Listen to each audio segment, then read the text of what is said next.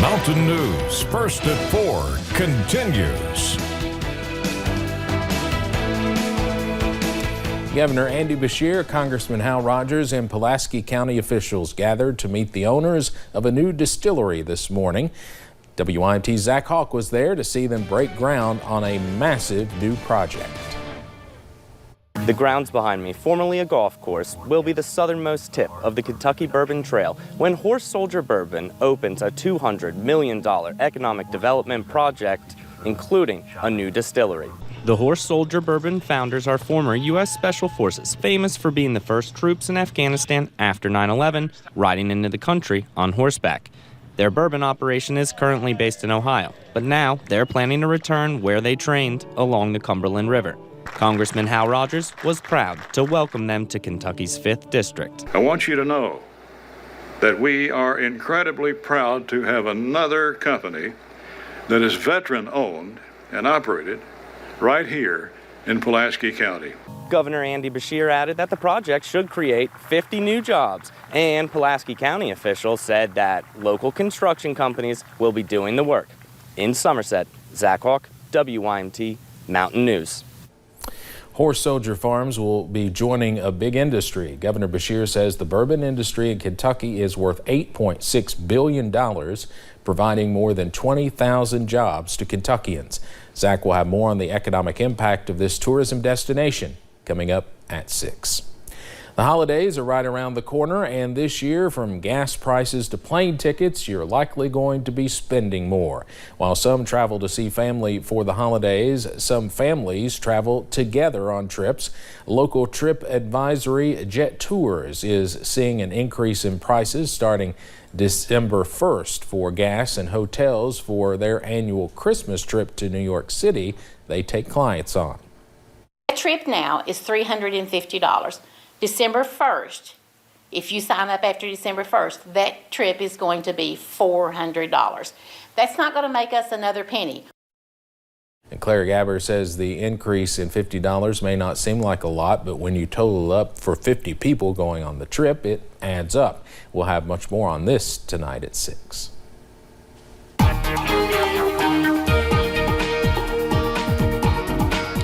We've seen mostly sunny skies this afternoon, though some of us are starting to see a few clouds filtering into the region as we head into this evening. Outside from our camera at the University of Virginia at Wise, see what we're talking about. Nothing but blue sky all day long until those last couple of frames. We start to see high clouds working back into the region.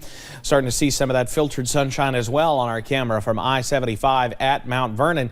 It's not hurting those temperatures at all. Most of us in the low 70s. Look at Irvin and Monticello, the warm spots at 73 right now, even warmer than the urban heat island over in Louisville. They're only at 72. A couple of upper 60s still hanging around, but we'll continue to see the wonderful temperatures as we head through the remainder of tonight. Pinpoint Doppler, a clean sweep just like we've been seeing, so I think we keep the rain at bay, but the clouds will continue to work on in as we head into tonight with those middle to upper 40s for most on those overnight lows. Mostly clear skies, kind of turning partly cloudy, and then I think we'll start to clear out a little bit more as we head towards daybreak, as a matter of fact. But we still do have a couple of changes on the way, and I'll have the details on that coming up in just a little bit. Steve? Evan, thank you. Today, President Biden is working to bridge the gap between the moderate and progressive wings of his party as he pushes to get his infrastructure and social spending agenda across the finish line. Senate Democrats say they are hopeful they can get to a framework on the social spending bill by the end of the week. CBS's Natalie Brand reports from the White House.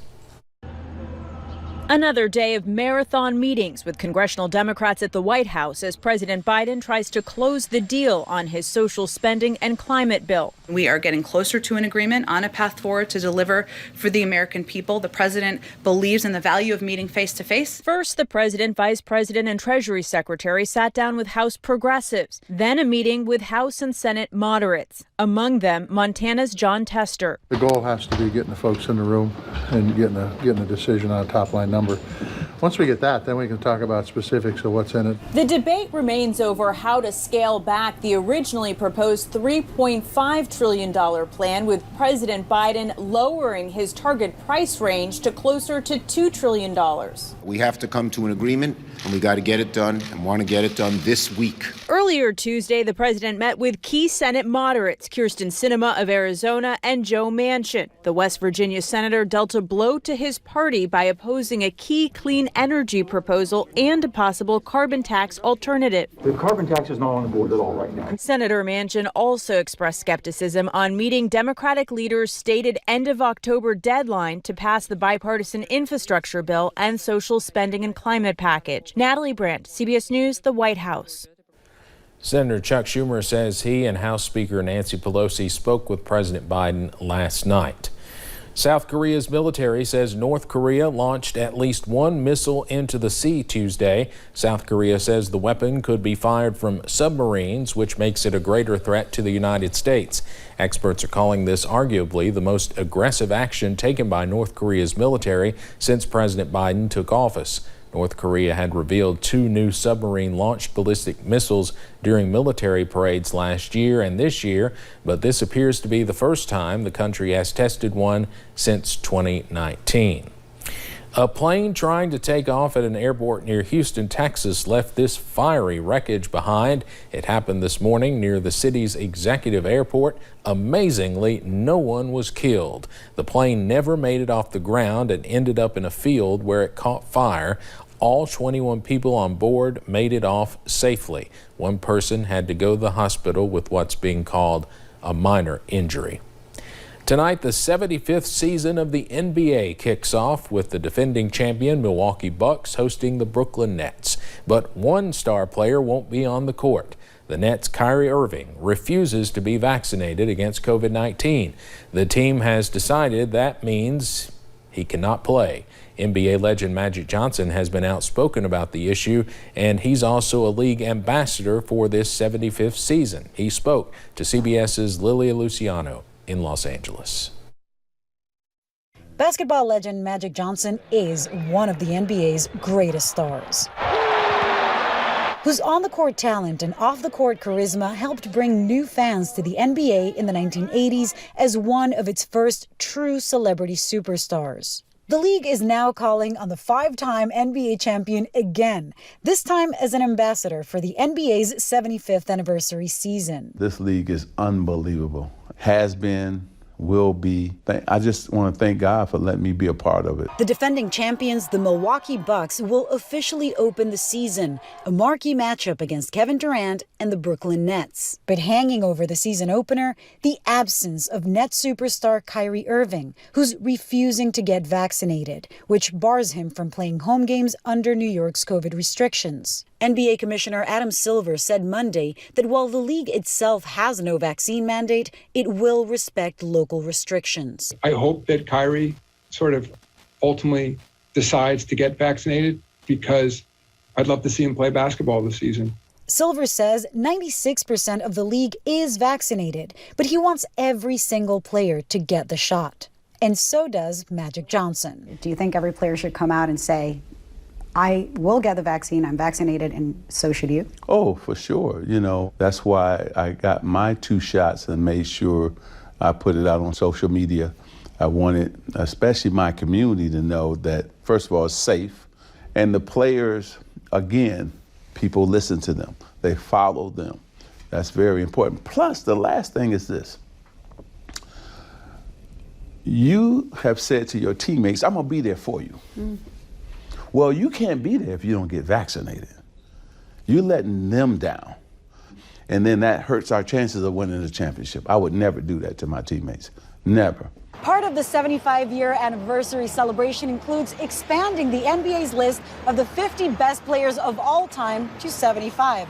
Of course, Magic Johnson is already on that list, but he told me he's excited to learn which of the active players will be integrated.